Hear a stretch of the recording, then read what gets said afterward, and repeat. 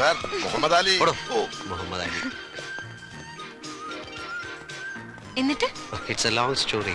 ഒരു ദിവസം സൗകര്യമായിട്ടെന്ന് പറഞ്ഞുതരാം. Hello hello, how are you Muhammad Ali? I am okay. ആരവരൊക്കെ? My friends. My friend Sandra. Hello.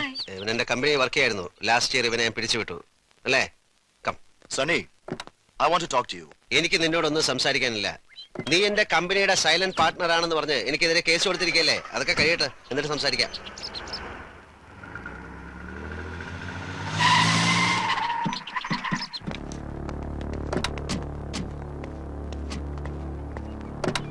അങ്ങനെ അങ്ങ് പോവാൻ വരട്ടെ. എനിക്ക് പറയാനുള്ളത് കേട്ടിട്ട് പോയാ മതി. എനിക്ക് നിന്നോടൊന്നും സംസാരിക്കാനില്ലെന്ന് പറഞ്ഞില്ലേ? എന്താ മുഹമ്മദ് അലി ചെയ്ത തെറ്റ്? 4 വർഷം കമ്പനി ജോലി ചെയ്തിട്ട് വെറുതെ അങ്ങ് ഇറക്കി വിട്ടാ പോകാൻ പറ്റുമോ? തനിക്കിതൊക്കെ അറിഞ്ഞിട്ട് എന്താ കാര്യം? നിർബന്ധമാണെങ്കിൽ പറയാം. ഞാനേ ഇവനെ എന്റെ ഒരു ബ്രദറിനെ പോലെ കൊണ്ടു നടന്നാണ്. ഓക്കെ, കഴിഞ്ഞ വർഷം വരെ എന്റെ ബിസിനസ്സുകളിൽ ഏറ്റവും പ്രോഫിറ്റ് കിട്ടിയിരുന്നത് എന്റെ കൺസ്ട്രക്ഷൻ കമ്പനിയിൽ നിന്നാണ്. കഴിഞ്ഞ 1 വർഷമായി ഞാൻ കൊടുക്കുന്ന ടെൻഡറുകളിൽ നിന്ന് 5000 10,000 കുറച്ച് ഒരു ചൈനീസ് കമ്പനി പിടിക്കുന്നു. ഞാൻ കൊടുക്കുന്ന ടെൻഡറുകൾ ഇത്ര കൃത്യമായിട്ട് ആ ചൈനീസ് കമ്പനി എങ്ങനെ അറിയുന്നു? എന്റെ കമ്പനീസിലെ എംപ്ലോയീസിനെ മുഴുവൻ ഞാൻ ഷഫിൾ ചെയ്തു. എന്നിട്ട് ഞാൻ ഈ മുഹമ്മദ് അലിയെ സംശയിച്ചില്ല. അവസാനം സിംഗപ്പൂർ ഗവൺമെന്റ് സീ സൈറ്റിൽ പണിയാൻ പോകുന്ന ഒരു 5 സ്റ്റാർ ഹോട്ടലിന്റെ കോൺട്രാക്ട് കോട്ട് ചെയ്തപ്പോൾ മുതൽ ഞാൻ ഇവന്റെ മേലൊരു കണ്ണുടക്കി വെച്ചു. എന്റെ നിഴൽ പോലെ പറ്റി നടന്ന ഇവൻ നക്കാപ്പിച്ച കാശിന് വേണ്ടി ഒരു ചൈനക്കാരൻ എന്നെ ഒറ്റുകൊടുക്കുകയായിരുന്നു. പക്ഷെ കർത്താവ് എന്റെ കൂടെ ആയിരുന്നു. ഗവൺമെന്റ് ആ പ്രോജക്ട് മാറ്റിവെച്ചു. പുതിയ ടെൻഡർ നോട്ട് ക്ഷണിച്ചു. അതുകൂടെ ചോർത്തി കൊടുത്ത് എന്റെ കുതികാല് വെട്ടാൻ ഞാൻ ഇവനെ സമ്മതിച്ചില്ല. ഞാൻ ഇവനെ പറഞ്ഞു വിട്ടു. ഓക്കെ, അതാണ് കാരണം. Come come Chandra. Wait, darling, you can't go like that. Listen, I don't want to create any problem. Leave her. വിട്ടില്ലെങ്കിലോ?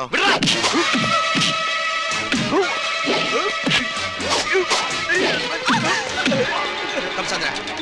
Muhammad Ali, please. ഞങ്ങൾക്ക് വെറുതെ വഴക്കുണ്ടാക്കാൻ സമയമില്ല, please.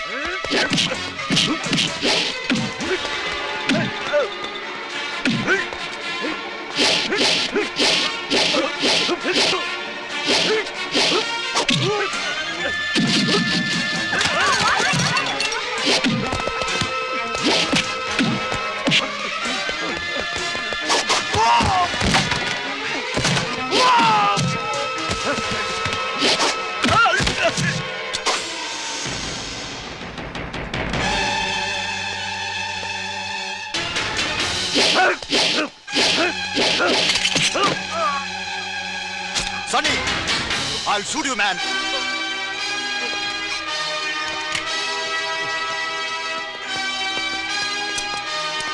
Okay, come on. Shoot me. Shoot me, Muhammad Ali. Shoot me. Come on, you cannot shoot me. സണിച്ചായ, Muhammad Ali, please.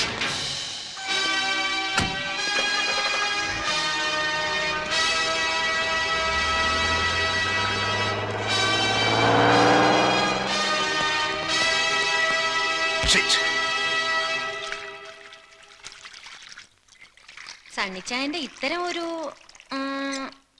Heroism ഇന്ന് ഈവനിങ്ങിലാണ് ഞാൻ കാണുന്നത്. നീ എന്റെ കുറച്ച് ഭാഗങ്ങളെ കണ്ടിട്ടുള്ളൂ. ഛീ. ഓക്കെ, ഞാൻ വേണമെങ്കിൽ എന്നെ കുറിച്ച് പറയാം. ഓക്കെ, എന്റെ ചെറുപ്പം മുതൽ തുടങ്ങാം. ഞാൻ 4 സ്കൂളുകളിലായിട്ടാണ് എന്റെ ഹൈസ്കൂൾ വിദ്യാഭ്യാസം പൂർത്തിയാക്കിയത്. 4ാം ക്ലാസ് വരെ ഞാൻ കോട്ടയം മൗണ്ട് കാർമലിൽ പഠിച്ചു. ചാച്ചൻ എനിക്ക് വാങ്ങിച്ചെന്ന ഒരു മൗത്ത് ഓർഗൻ അവിടുത്തെ റെഡ്ഡിയാർ ചെറുക്കൻ പൊട്ടിച്ചളഞ്ഞു. അവന്റെ മൂക്കിനിട്ട് ഞാൻ ഇടിച്ചു. അതാണ് എന്റെ ഫസ്റ്റ് ഇടി.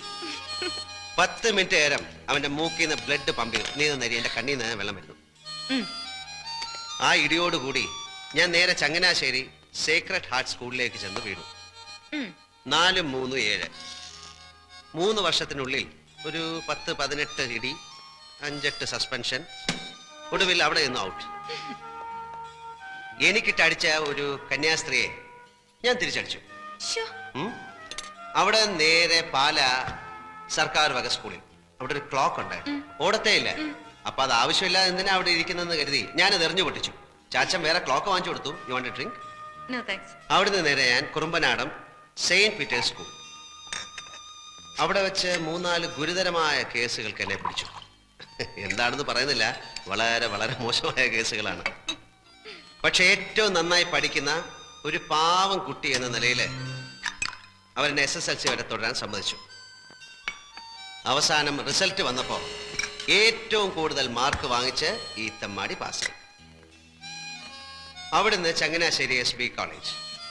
അവിടുത്തെ കാര്യമൊന്നും പറയണ്ട. Without Sonny no college. അത്ര വിശേഷമായിരുന്നു. അപ്പൊ എന്റെ ചാച്ചനും അമ്മച്ചിക്കും 5 മക്കളാണ്. അതിലാണായിട്ട് ഞാനൊരുത്തൻ. സണ്ണിച്ചൻ പള്ളിയിൽ പോയിട്ട് വന്നോടി. ആ നല്ലൊരു ഈസ്റ്റർ ദിവസമായിട്ട് അവൻ മൂടി പൊതിച്ചിടന്ന് ഉറക്കമാ. ഇന്നലെ മുതുപാതിരായ്ക്ക് അവനും പൈലിയും കൂടെ കയറി വന്നത്. നിന്നെ ചാച്ചൻ വിളിക്കുന്നു. വിളിച്ചായിരുന്നോ? പൈലിനി തുരിശടിക്കാൻ ആളെ കൊണ്ടുവരാന്ന് പറഞ്ഞിട്ട് മരിച്ചുപോയി. മരിച്ചുപോയോ? അയാളുടെ ഭാര്യയുടെ അമ്മായിയപ്പന്റെ അത് അളിയൻ. മതി. പമ്പ് സെറ്റ് നന്നാക്കാൻ ആളെ കൊണ്ടുവരാന്ന് പറഞ്ഞിട്ടോ? അത് വളമിട്ട ശേഷം ആളെ വിളിക്കാന്ന് വിചാരിച്ചു. അപ്പൊ അതും ചെയ്തില്ലേ? അല്ല, ഓരോന്നായിട്ട് ചെയ്തു തീർക്കാനുള്ള ശ്രമത്തിലാണ്. വരട്ടെ. ഈ വിവരം കെട്ടവനെയാണോ ഇതൊക്കെ ഏൽപ്പിക്കുന്നത്? നിന്റെ കുടുംബത്തിൽ പറഞ്ഞവനല്ലേ? ഇതിൽ കൂടുതൽ വിവരം എങ്ങനെ ഉണ്ടാവുക? അല്ലേടാ മോനെ? അമ്മച്ചി ഞാൻ പള്ളി പോവാ. ഒരു ഈസ്റ്റർ ദിവസം ഉള്ളതുകൊണ്ട് മക്കളെയും മരുമക്കളെയും എല്ലാം ഒരുമിച്ച് കാണാൻ പറ്റി. അടുത്ത ഈസ്റ്റർ ആകുമ്പോഴത്തേക്ക് മോളിക്കുട്ടി ചാച്ചന്റെ കസ്റ്റഡിയിൽ നിന്ന് പോവും. ഇല്ലേ എൽസമ്മേ? പോടാ അവിടുന്ന്. എന്റെ കൂടെ ഇവിടെ താമസിക്കാൻ സൗകര്യമുള്ളവനെ ഞാൻ എന്റെ മോളെ കെട്ടിച്ചു കൊടുക്കും. അല്ലേടി? എന്റെ പിള്ളേരെ ഒന്ന് വേഗം ആവട്ടടി. 2 താറാവിനെയും കൊണ്ട് ഇരിക്കാൻ തുടങ്ങിയിട്ട് നേരം എത്രയായി? ബേബിച്ച, ടൗണിൽ നിന്ന് സാധനം വല്ലതും വാങ്ങണമെങ്കിൽ പറഞ്ഞോളൂ. ഈസ്റ്റർ സ്റ്റോക്ക് തീരും. ബേബിച്ചെന്റെ പൈസ വാങ്ങിച്ച് നീ സാധനം വാങ്ങിച്ച പോലെ തന്നെ. ആ കർത്താവിന്റെ കൃപ കൊണ്ട് അളിയന്മാര് 3 പേരും ലാവിഷ് പാർട്ടീസാ. കാശ് മുടക്കാൻ ഒരു ഒരു മണി. ഈസ്റ്ററോ പെരുന്നാളോ വന്നാ മതി, ഇവളുമാര് കെട്ടിയവന്മാരെയും പിള്ളേരെയും എടുത്തോണ്ടെങ്കിൽ പോരും. ചാച്ചനെ അമ്മച്ചയും കാണാനെന്ന ഭാവത്തിൽ. പിന്നെ കോഴിയായി താറാവായി. പക്ഷേ ഓസിനാണ് കഴിക്കുന്നുള്ള കുറ്റബോധം അവർക്കില്ലല്ലോ. ആരാതളിയാ പെണ്ണ് കെട്ടുമ്പോ അളിയനും പഠിക്കും. എന്താടി? സണ്ണിച്ചായ, പുല്ലംകുന്നലെ ടോമിച്ചൻ സൺഡേ സ്കൂളിന്റെ അവിടെ വെച്ച് മോളിക്കുട്ടിയുടെ കൈക്ക് കയറി പിടിച്ചു. ഒരു എഴുത്തും കൊടുത്തു. ആണോടി? എഴുത്തവിടെ? ഇത് അവരെ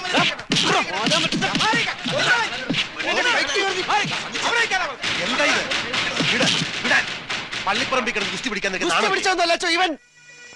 അച്ചോ, സംഗതി നിസ്സാരമാണെങ്കിലും പാലോമറ്റത്ത് പറഞ്ഞ പെൺകൊച്ചിനോട് ഇങ്ങനെ പറയാനും പെരുമാറാനും അവൻ എങ്ങനെ ധൈര്യം ഉണ്ടായി?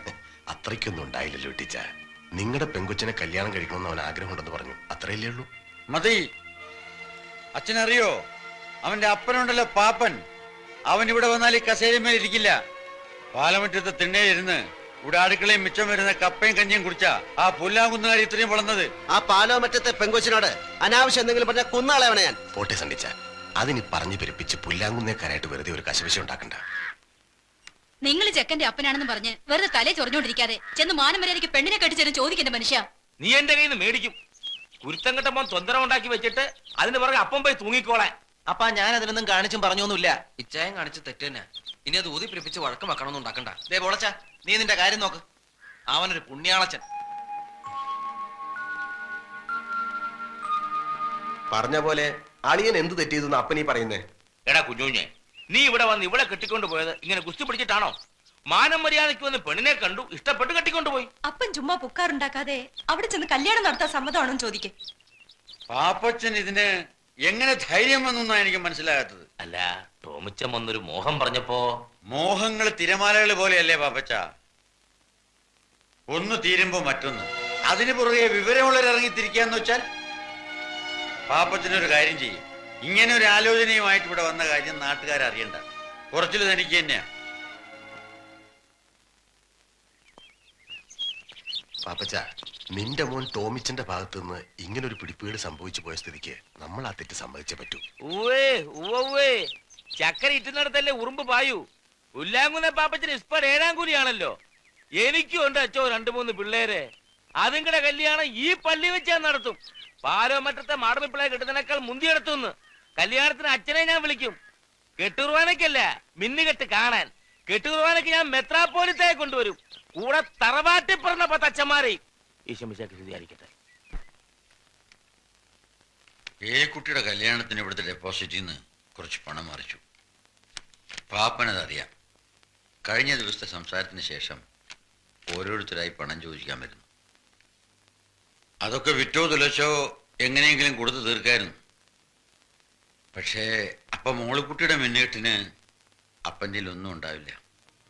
3 പെൺകുട്ടികളെ മാന്യമായിട്ട് പറഞ്ഞയച്ചപ്പോ അപ്പൻ്റെ നടുവൊടിഞ്ഞു. ഞാനിപ്പോ എന്താ ചെയ്യണ്ടേ? ചിറയ്ക്കൽ അച്ഛൻ ഇന്നലെ ഒരു കാര്യം പറഞ്ഞു. അറിഞ്ഞു. 2 ലക്ഷം രൂപ ശ്രീധരൻ തരാൻ കട്ടപ്പനയിൽ ആരാണ്ട് തയ്യാറാണെന്ന്.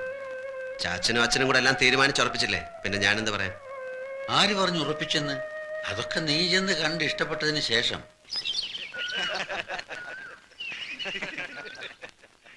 എങ്കിൽ പിന്നെ ഇനി അവര് തമ്മിലൊന്ന് കാണട്ടെ അല്ലേ?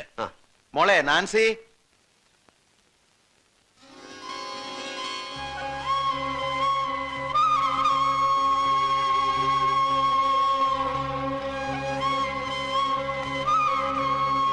സണ്ണിച്ചു, പെണ്ണിന് വല്ല ചട്ടോ വിൽക്കോ മറ്റോണോ നോക്കിക്കോണം. പിന്നെ നാളെ ഞങ്ങൾ കൂടെ വന്നൊരു കുറ്റം പറഞ്ഞേക്കരുത്.